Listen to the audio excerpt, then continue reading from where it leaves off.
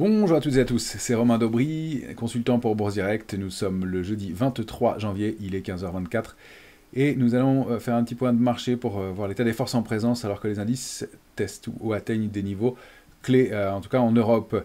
Merci à toutes et à tous pour vos likes, vos retweets, vos partages. Merci d'être de plus en plus nombreux à vous abonner à la chaîne Bourse Direct YouTube. Pensez aussi à activer les notifications pour recevoir en temps réel le post des nouvelles vidéos et des éléments qu'on peut mettre à votre disposition. Et puis même sur nos comptes Twitter respectifs, bien entendu. Et LinkedIn, bien évidemment, aussi.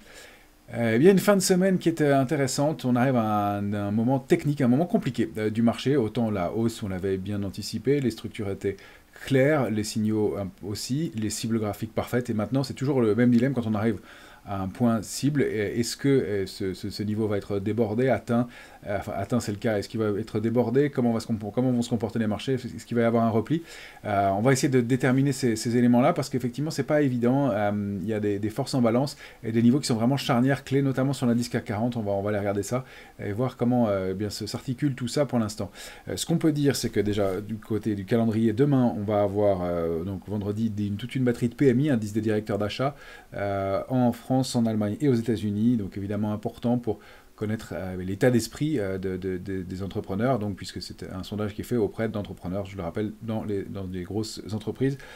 Dans la foulée, on aura un discours de Christine Lagarde dans la journée, et puis aussi les publications demain d'Amex, American Express aux États-Unis. Donc une fin de semaine intéressante avec cette grosse publication macro quand même qui va permettre d'animer un peu les choses, puisque c'est un peu en roue libre pour la journée d'aujourd'hui.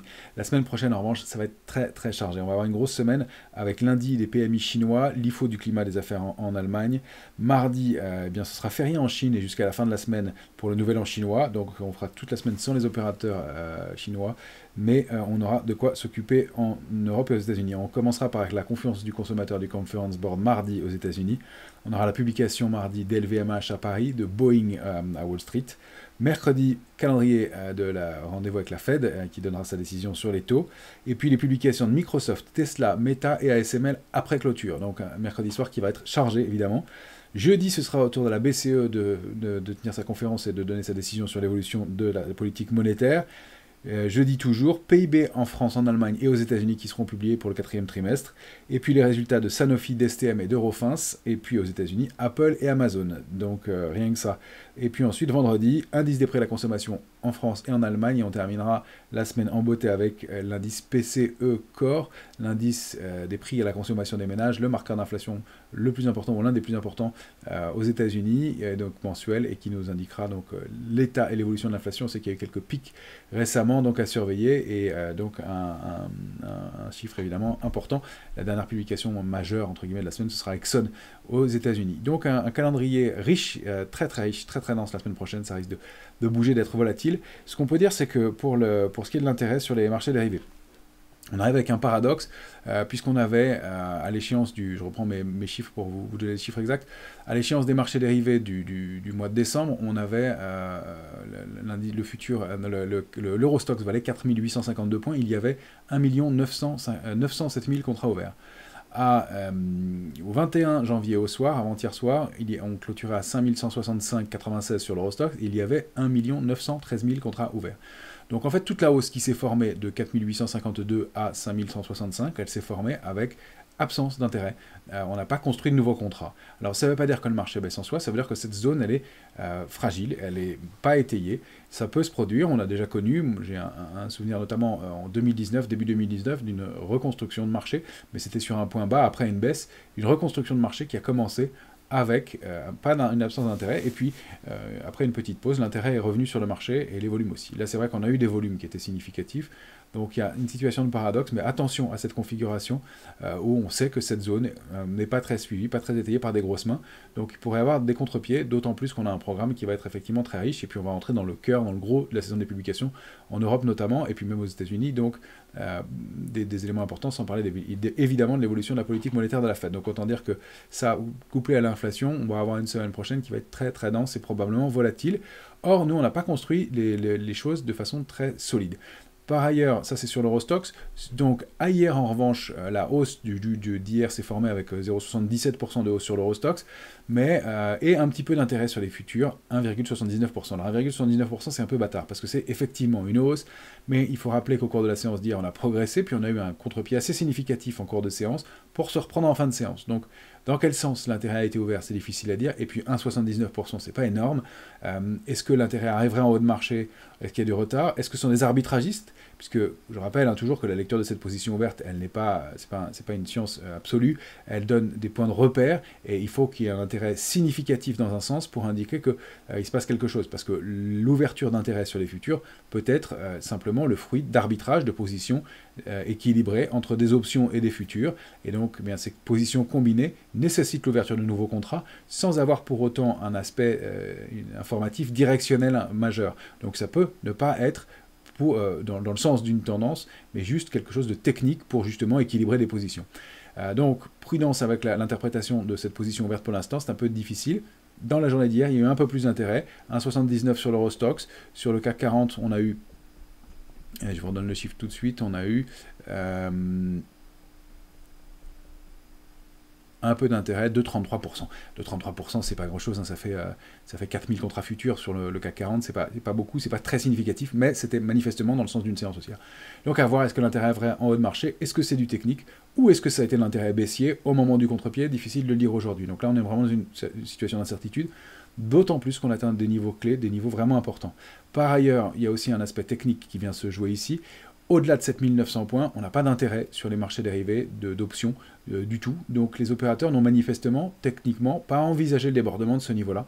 Donc on arrive dans une période un peu compliquée, un peu de hiatus, un peu de charnière, contre laquelle, eh bien, soit les opérateurs sont débordés, ils sont obligés de s'équilibrer et ça va être un bouchon, le niveau va accélérer et le franchissement du niveau va accélérer, soit au contraire, eh bien, ça va être un point pour prendre du bénéfice et donc un niveau peut-être même pour voir l'apparition de nouveaux vendeurs. Donc c'est très intéressant de voir comment se décomposent les éléments et on voit qu'il y a pas mal de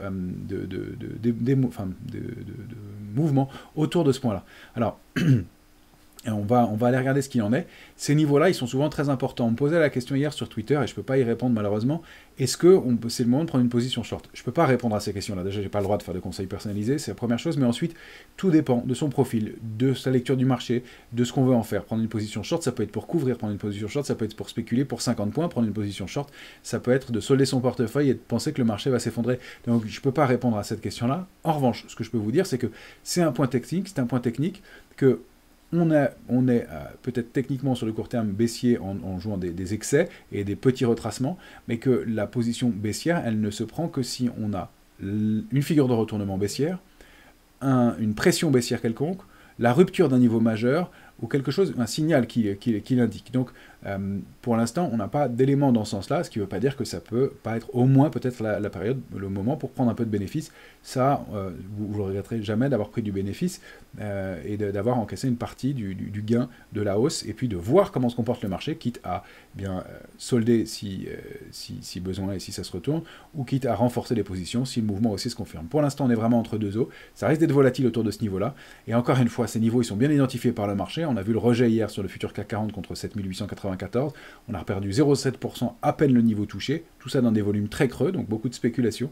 On va aller voir comment interpréter ça, comment le lire, et voir comment dans les heures à venir, on va pouvoir travailler en fonction de ces niveaux atteints, et de voir si on a des signes de fébrilité ou non. Ça risque de se bagarrer beaucoup, parce qu'encore une fois, des opérateurs qui n'attendaient pas le débordement de ces niveaux-là, mais un mouvement haussier qui n'est pas invalidé pour l'instant, et ça peut déclencher des intérêts. Donc vraiment, niveau charnière, difficile de donner une réponse à court terme, on va l'observer, mais il convient d'être un peu plus light, de prendre un peu de recul, et de voir comment se comportent les indices, plutôt que d'anticiper trop et de risquer de se faire balader par des contre-pieds et des mouvements autour de ces niveaux clés qui vont être vraiment déterminants. Voilà ce que je voulais vous dire pour l'aspect stratégique, pour l'aspect du calendrier. Ratio de couverture hyper complaisant. Quand je dis hyper complaisant, c'est-à-dire qu'il n'y a pas d'option de vente sur ces niveaux-là dans les portefeuilles. Beaucoup d'options d'achat, c'est-à-dire que les opérateurs sont très optimistes. Très optimistes, ça ne signifie pas que, il y a une euphorie, ça ne signifie pas que le marché va baisser. Ça veut dire que si un mouvement de baisse se mettait en place, les opérateurs sont moins préparés, sont moins prévenus, et donc ils seraient un peu prêts à contre-pied, donc ça pourrait amplifier les choses, ils pourraient décider de se couvrir un peu plus tard. C'est uniquement ça que ça signifie. En haut de marché, ça n'est pas un signal de retournement en soi, et ce mouvement d'optimisme, cette couverture faible, ce faible protection des portefeuilles n'est pas en soi un signe de baisse, ça peut durer pendant des jours ou des semaines, donc attention à ne pas le surinterpréter non plus. C'est juste une information complémentaire pour savoir comment réagir en cas d'évolution du marché. Si c'est à la hausse, bien ça peut continuer et il n'y a pas de raison que le marché se retourne. Et dans ce cas-là, si les opérateurs ne trouvent pas, ne détectent pas un élément qui leur donne envie de se positionner à la baisse ou de vendre leur position, eh bien, le marché peut stagner ou continuer comme ça pendant un certain temps. Donc prudence, pas d'anticipation de ce côté-là. Voilà, une explication plus détaillée sur ce qu'on peut faire de la position ouverte et de la lecture de l'intérêt sur les options et les futurs. Je vous propose qu'on aille comme d'habitude regarder notre S&P 500. On va commencer par le graphique hebdomadaire. Il est ici, eh bien, clairement, il a réactivé depuis le début de la semaine une dynamique haussière. On avait fait une pause depuis le début du mois de décembre sous cette oblique baissière. Elle est beaucoup plus propre en journalier, mais c'était pour la symboliser ici et pas que les trends ne soient pas trop longs. On est donc toujours dans le range 5770 et j'ai réajusté les niveaux pour vous. 6099 en haut parce qu'on l'a testé ici et là. J'avais mis 6132 mais c'était une extension et un calcul. Je préfère le réajuster, peut-être un peu tôt. On regardera. L'extension suivante 6149, 6230, 6306, pourquoi pas, à voir si on arrive à déborder ces niveaux. Si on passe 6099, on passe un trading range plus haut et on dupliquerait le range par le haut. Je l'ai mis en trait noir.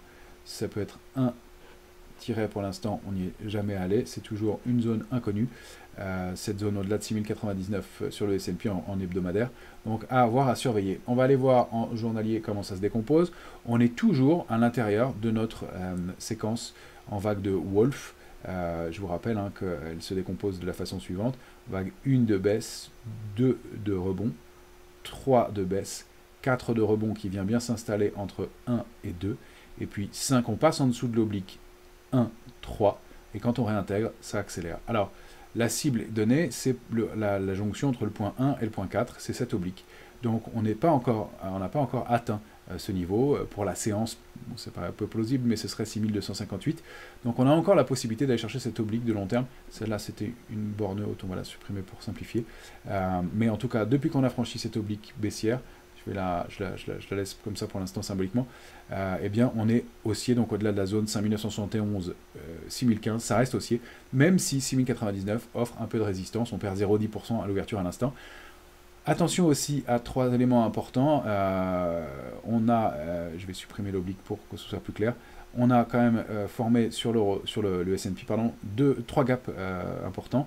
Ce gap qui serait un gap de rupture, celui-là de continuation, celui-ci qui a été, est-ce qu'il y a une gap ou pas, plus haut 6014, plus bas ouverture 6014, donc il n'y a pas eu de gap, ou en tout cas il a été instantanément comblé, et celui-ci, attention à ce que ce ne soit pas un gap d'épuisement qui mette fin à la structure en cours, à la hausse, ou en tout cas à court terme, et donc le retour sous 6051 est le plus haut de voilà, 6051, le plus haut de la séance du mardi 21 janvier, et attention, retour en dessous, ça ce serait un gap d'épuisement si on clôturait sous 6051, et dans ce cas-là, on pourrait retracer un peu.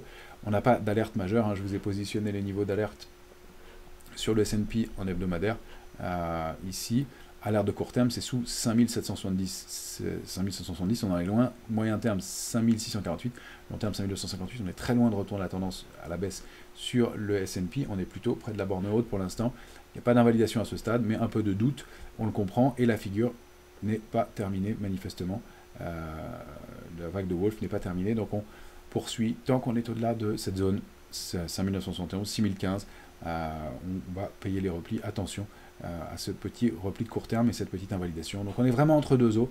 Est-ce qu'on va réussir à poursuivre, à aller déborder et aller s'installer un trading range plus haut pour aller chercher les extensions qu'on a indiquées, ou est-ce qu'on va faire une petite pause? Pour l'instant, rien n'indique de choses très claires, mais ça reste manifestement haussier. Si on regarde le Nasdaq, il est en baisse aussi légèrement, 0,47% à l'instant. On a buté contre ce niveau de résistance, pardon, je mesurais les extensions. Voilà. Même structure vague de Wolf, je ne vous la redessine pas ici, mais la cible c'est l'oblique formée par les points 1 et 4, donc cette oblique haussière, l'oblique baissière étant ici, on a débordé cette ligne de tendance baissière, on a réactivé la hausse, en revanche là aussi, un gap, deuxième gap comblé, oui comblé, troisième gap ici, donc est-ce que ce ne serait pas un gap d'épuisement? Attention avec son positionnement, on ne le saura qu'après, c'est un peu de problème avec la théorie des gaps, mais pour l'instant on est en train de remettre un pied à l'intérieur, donc prudence. et on reste avec ce gros gap ouvert. On a une petite bougie de rejet contre 21 914 hier. On n'arrive pas à taper les points hauts de la mi-décembre pour l'instant. On n'a pas d'invalidation. Ça reste haussier. C'est bien le Nasdaq en journalier que vous avez ici. Donc, encore une fois, entre deux eaux. Et on voit cette bougie d'indécision avec un petit repli aujourd'hui. Rien de méchant pour l'instant, encore une fois. Et des volumes qui ont accompagné le mouvement de façon assez significative. Notre VIX, indice de la volatilité, nous dit qu'on est retourné en zone de complaisance. On est sous les 15,40. On est tout en haut de la zone de complaisance, donc on n'a pas de risque majeur à court terme. Il reste que le niveau de couverture a quand même baissé significativement. C'est pas qu'il a baissé, c'est que le marché est monté, et donc plus on monte, eh bien, plus les protections sont lointaines, donc plus le ratio put-call est faible, et en tout cas pour l'instant, il n'y a pas de stress majeur. On est bien sorti de la zone de vigilance, on reste en haut de la zone de complaisance, on n'est plus en optimisme, donc un peu plus de prudence à avoir, et un marché qui repart à la hausse pour autant. Pas beaucoup plus d'éléments à signaler de ce côté-là. Sur l'Eurostoxx, bien, on avait notre structure en tas séance. Je vais enlever un des deux traits ici qui ne nous sert pas. On a bien débordé, donc 5008, on l'a bien identifié maintenant. La grosse figure, la duplication du range précédent, on l'avait indiqué ensemble, donc ce grand range de long terme en bleu, ce canal bleu, eh bien, donnerait comme cible un niveau situé autour de 5315, 5336, 5315, un gros niveau. On est sorti du range 4914, 5124, donc on peut dupliquer ce mouvement, on va retrouver à peu près nos cibles évidemment. Voilà, 5336, ça peut-être un petit peu plus, 5342, même peut-être un chouïa plus, un peu. Bon, elle ne veut pas se déplacer comme je veux. Voilà, donc un tout petit peu plus haut, 5343. Cette zone-là pourrait être une zone cible, on n'est peut-être pas complètement atteint la cible. On a atteint la première en revanche, de la petite structure en tas séance, on avait indiqué 5173 comme niveau cible, on voit qu'on l'a atteint, qu'on a buté un peu dessus. On est en train de repasser au-dessus, il n'y a pas d'invalidation, quelques divergences, mais et pas de méchants signes de surchauffe. Donc pour l'instant, ça reste haussier, non invalidé. Si on repasse sous 5124, attention, c'est risqué, un peu plus de risque. Sous 5173, petit risque intraday. Tant qu'on est au-dessus, on paye et on accompagne, même si, encore une fois, on a atteint des cibles ailleurs. Et c'est là où ça se complique un petit peu sur le DAX. Eh bien, le DAX, lui, il a carrément formé 4 gaps d'affilée, 1, 2 comblés, 3 non comblés, 4 non comblés. Donc on a ce gros gap et donc toute une série de gaps ouverts sur le DAX dans une séquence haussière qui s'est formée avec des volumes, mais des volumes qui sont un petit peu en baisse aussi. Donc alors un peu plus de soutien hier, mais pas beaucoup de soutien dans cette zone-là.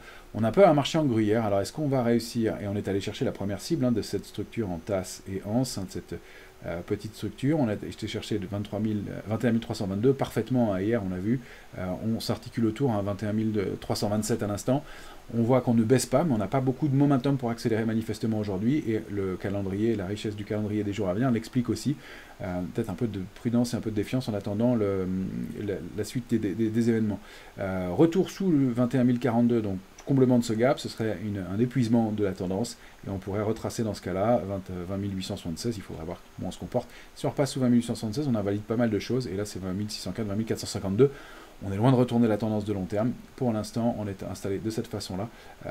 Et donc, on voit que l'indice ne cède pas beaucoup de terrain, mais a du mal à aller déborder 21 322. L'extension, c'est 21 616, duplication du range d'avant. On va voir si on arrive à trouver le momentum pour aller le chercher. C'est limite pour l'instant. Sur l'indice CAC 40 cash, regardez le niveau qu'on est allé chercher et tester hier. C'était en mensuel, évidemment, l'oblique de la vague de Wolf qu'on observe depuis longtemps, donc la vague 1-3 et cette oblique 1-3 qui a été testée au mois de septembre dernier et qu'on retourne chercher là. Donc la zone clairement qu'on avait bien identifiée, 7864, 7900 points, est déterminante pour l'indice. Est-ce qu'on va réussir à s'installer en clôture mensuelle au-delà de ce niveau-là? Dans ce cas-là, on considérait que la vague de Wolf est invalidée, il y aurait un vrai signal de reprise. Tant que ça n'est pas le cas, je me méfie et on peut envisager des structures de baisse à nouveau. Attention, on a cette grande structure aussi, et peut-être une épaule ici, tête et pourquoi pas une autre épaule en formation là, donc ça mettrait plusieurs semaines avant de se matérialiser. Mais attention, est-ce qu'on va réussir à déborder ce niveau-là? Pour l'instant, on voit qu'on a une possible structure en épaule tête épaule. J'ai fait un trade d'essai ici, il n'est pas très valable pour l'instant, mais c'était pour faire des feuilles de route ou des conjectures. Donc cette zone, elle est vraiment charnière. On y est arrivé. On voit qu'on hésite depuis quelques heures dessus. On va aller voir sur le futur CAC 40 l'équivalent. C'était 7894. On avait indiqué cette zone cible. Vous voyez que c'est quand même très marqué, très, très visible sur cette séquence. On a bien un moment d'arrêt testé hier, buté hier contre ce niveau, et ce matin encore. On a du mal à le franchir, et là encore une fois on le teste, mais on ne passe pas au-dessus pour l'instant, donc attention à ce niveau-là qui reste un niveau clé. Les extensions du mouvement précédent, je les ai retracées ici, c'est la figure idéale, c'était la petite structure 7242, 7542, ça nous donnait, donc ce mouvement-là nous permettait de cibler 7844, on y est allé, on a été chercher la résistance majeure à l'extension. Si on prend toute la figure avec la mèche basse du 27 novembre et qu'on repart de la ligne de coup ici, si on duplique, on arrive jusqu'à 7950. Donc on peut avoir sur ce niveau-là des extensions haussières, des coups de boutoir et une bagarre qui va être vraiment, à mon sens, importante dans ce niveau-là, dans cette zone-là, pendant les heures qui viennent. Donc prudence, attention de ne pas la surjouer. Il peut y avoir des extensions. Et là, ça va être vraiment un niveau d'incertitude clé. Si on repasse sous 844 en intraday, on a un petit risque. On peut remonter un peu nos niveaux d'alerte. 7797 va devenir notre alerte intraday. L'alerte de court terme, on peut la remonter maintenant un peu plus. On va la remonter d'un cran. Et celle de moyen terme, on va la remonter aussi. Long terme, ça restera sous 240. Mais effectivement, si on passait sous 7650, ce ne serait pas un très bon signal. Que le marché latéralise un peu entre 797 et 894, ça restera donc haussier. Pour l'instant, on voit qu'on a un indice qui accumule en partie haute, qui ne donne pas de signe de faiblesse, mais qui a quand même replié assez nettement contre ce niveau, très très bien observé par le marché. On voit à quoi ça correspond sur le CAC 40 cash et donc sur l'aboutissement d'une figure de long terme. Par ailleurs, ça correspond évidemment au top touché au mois de septembre, niveau contre lesquels on a buté plusieurs fois aussi en juillet. Donc, bien entendu, repasser au-delà, c'est réactiver quelque chose et c'est sortir de cette baisse, de ce mouvement. Voilà. Or, on arrive ici avec pas beaucoup d'intérêt sur les marchés dérivés, même si on a eu un tout petit peu hier. Encore une fois, méfiance. Il va falloir déterminer dans quel sens il se décompose. Donc, difficile d'aller beaucoup plus loin dans la lecture. Est-ce que ça passera ou pas? C'est un peu la question. Il y a des moments où le marché laisse dans le doute comme ça et c'est moins clair. Donc, il faut faire avec, malheureusement. On va essayer en tout cas, en fonction du débordement de ces niveaux-là, en clôture, voir si on peut aller chercher ces extensions. Et pourquoi pas, dans ce cas-là, 7950, 8002, 8066. Maintenant, je rappelle que techniquement, les opérateurs n'ont pas envisagé le débordement de ce niveau. Alors, est-ce qu'ils sont en train de se préparer à ça ou est-ce que ça va créer un effet bouchon de champagne et aller accélérer? On verra par la suite. Dans ce cas-là, eh bien, on peut aller imaginer des extensions encore un cran plus loin et dupliquer le range pour aller jusqu'à 8157. Pourquoi pas, probablement correspond à des niveaux de ligne de coup importants de la suite. Donc, alerte intraday 797, tant qu'on est dans cette zone-là, ça consolide. En dessous, attention, c'est un peu plus délicat. Pour l'instant, on est en train d'essayer de s'installer un trading range plus haut et on a atteint des cibles graphiques. C'est tout ce qu'on en sait. Je voulais vous montrer quelques valeurs qui se comportent bien. On avait évoqué déjà VCAT il y a quelques temps. VCAT, elle continue son parcours haussier. C'est pas mal du tout pour VCAT qui, je vous le rappelle, on va reprendre même un graphique mensuel pour VCAT. VCAT, elle traitait sous le niveau 36,75 depuis 2019, range 20,50, 36,75 très large, testé au mois d'octobre 21, testé avant l'été, retesté en novembre et décembre, et puis on est passé cette fois-ci manifestement, assez franchement, avec du volume, gap aussi aujourd'hui. Et bien la cible suivante, c'est donc le niveau de résistance majeur. Ces lignes-là, 43,60 et puis 53,10 au moins. On pourrait même prendre un mouvement plus ample, puisque si on prend la totalité du range d'avant, on peut considérer qu'on pourrait aller chercher des extensions jusqu'en direction de 66,30 tant qu'on est au-dessus de 36,75, donc un mouvement de long terme bien entendu ici, mais un gros range qui s'est mis en place avec bien, donc ces éléments. Donc V4, parcours haussier qui se confirme, c'est pas mal. Je voulais vous montrer de Richebourg. Alors, j'ai pas le calendrier des publications en tête, vérifiez bien avant de faire quoi que ce soit, puisque c'est la saison, et bien entendu, et donc en plus de ne pas se faire coincer, et bien de Richebourg, elle est toujours dans son range 4,08, enfin si on prend le large 3,67, moi j'avais ajusté à 4,08. On pourrait même mettre 3,94 qui a été testé ici, là et là, j'avais un peu resserré, mais ouais, on va prendre 3,94. L'idée, c'est que eh bien, le titre accumule en partie haute de son range depuis un certain temps maintenant. On a redépassé 4,92 et on est bloqué sous ce niveau de 5,41. Donc si ça voulait déborder, eh bien, on pourrait aller chercher 6,76. Pareil, une accumulation plutôt en partie haute. On ne vient plus chercher la borne basse ici, qu'on a testé là et en avril dernier. Plus depuis. On a une médiane qui doit se situer par ici. Je peux l'ajuster. Là, c'est pas hyper... c'est un peu travaillé la zone, donc on n'a pas de médiane hyper nette, mais 4,50 en mensuel. Si on regarde dans l'hebdomadaire, on a toujours ces petites mèches de rejet contre 5,41, donc attention, mais on accumule, si on passe ce 6,76, on voit encore une fois que c'est plutôt dans la borne haute qu'on accumule depuis un certain temps maintenant. C'est pas franc, il n'y a pas énormément de volume, mais à surveiller dans les heures qui viennent. Guillemot, on l'avait évoqué, cette grosse structure il y a longtemps. Attention, elle est très observée par le marché. On avait cette oblique baissière où la résistance horizontale à 7,48, je vais enlever l'oblique, ça sert à rien de multiplier les points. Si on la déborde, bien, on a une grosse structure de retournement qui s'est mise en place de long terme.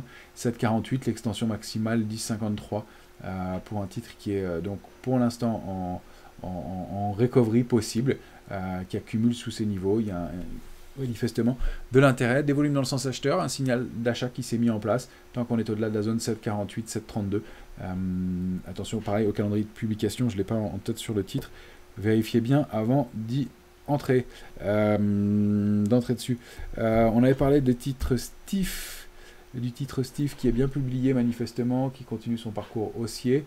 Rien de particulier à ajouter, il n'y en a pas vraiment de divergence. C'est vrai que c'est difficile de retrouver du momentum fort quand le parcours a été aussi haussier, mais ça reste haussier, donc on accompagne le mouvement. Je voulais vous montrer Manitou. Manitou, on l'avait évoqué il y a quelques temps aussi. Alors pareil, c'est un mouvement d'accompagnement, hein. On a déjà bien réactivé la dynamique, on passe 18-18, le titre est en hausse de 2,76 encore aujourd'hui. Depuis le début de la semaine, on prend bien 8%, en mire 22,05 tant qu'on est au-delà de 18-18, donc un mouvement qui est plutôt propre, régulier, et on n'a pas encore de divergence à ce stade. On a quelques gaps en journalier, donc peut-être aujourd'hui, mais ça reste une recovery intéressante pour un titre qui était en retard et qui a réagi sur un gros niveau de support. GTT, on en avait parlé plusieurs fois ensemble aussi. GTT est toujours en hausse, elle est bien sortie de sa congestion, elle confirme son parcours haussier. On a passé de 143,40, c'était 140,30 pardon, c'était un gros niveau. On s'est installé au-dessus, on a été allé chercher la première cible 147,90, ça reste haussier, et les extensions autour de 160, 158,60, 161,90. Donc tant qu'on est bien au-delà de 140,30, donc bravo à ceux qui ont conservé la position. Un titre que je vais vous montrer intéressant aussi, c'est Dassault Systèmes, que je surveille depuis quelques temps, mais qui avait du mal à accélérer. Dassault, déjà, elle a débordé l'oblique baissière sous laquelle elle évolue depuis plusieurs semaines maintenant, depuis le mois de mai. On l'a réactivé doucement la semaine dernière, on passe 34,60. On est en train de réintégrer cette oblique baissière qui est importante pour le titre. C'est une oblique au-delà de laquelle on avait fonctionné de novembre 2020, ensuite en octobre 2022, ensuite en octobre 2023.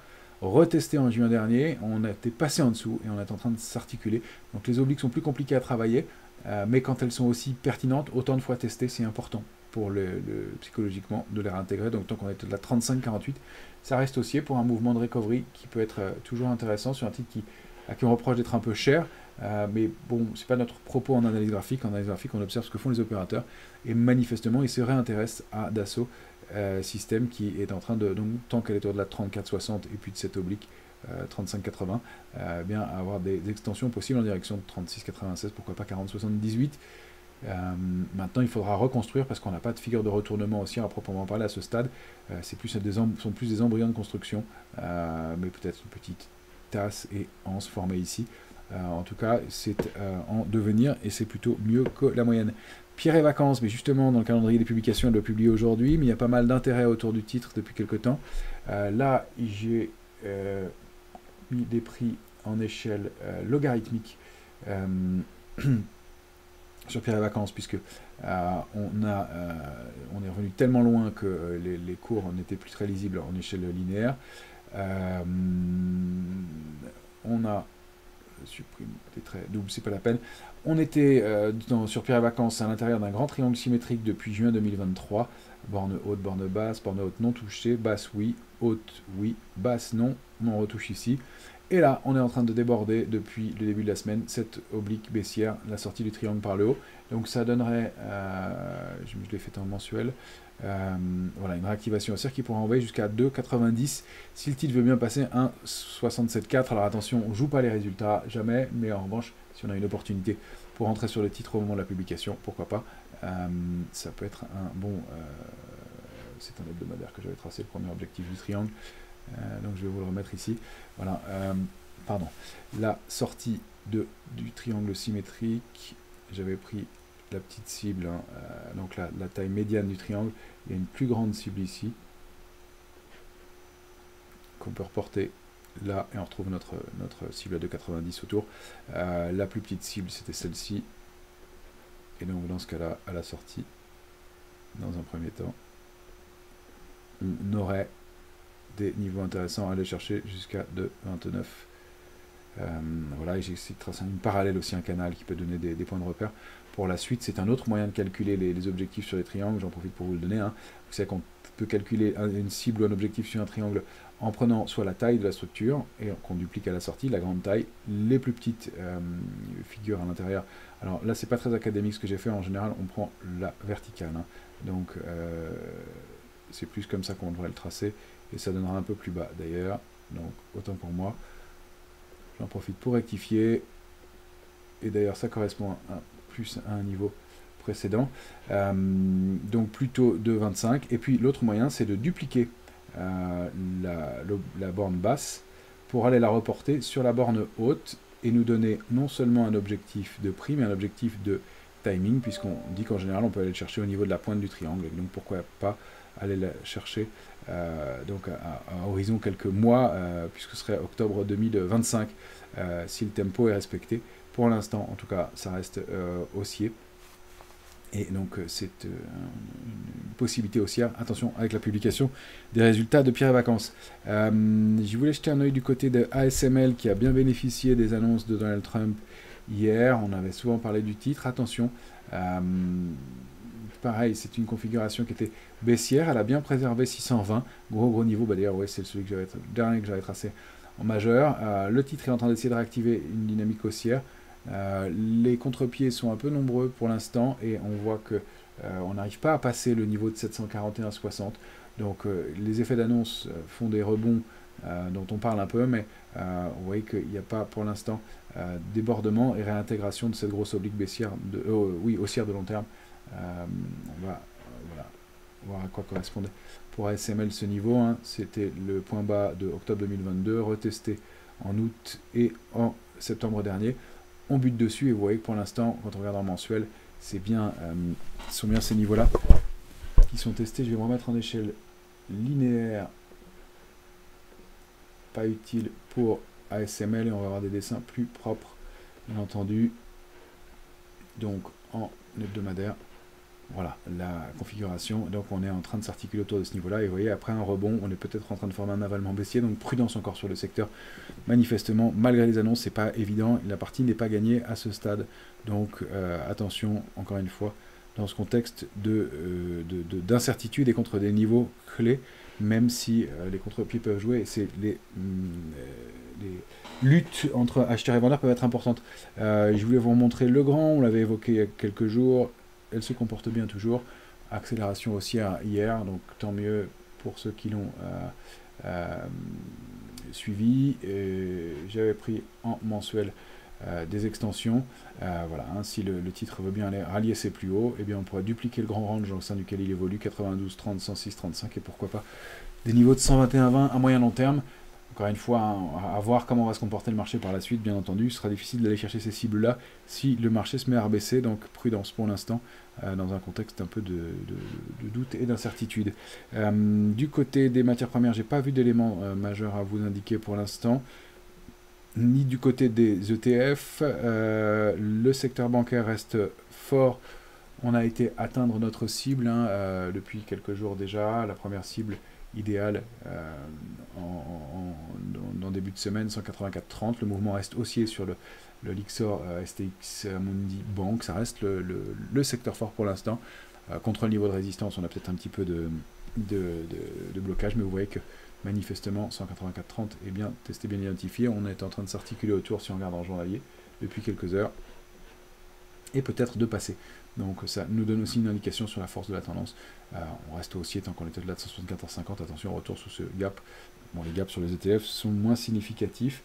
Voilà, parmi les éléments que je voulais vous donner sur le marché, il me semble que c'était tout pour le moment. Évidemment, l'ETF MIB italien reste fort. Hein. On est en train de passer des niveaux clés. Et on s'installe manifestement un cran plus haut pour ceux qui avaient arbitré en faveur de l'Italie.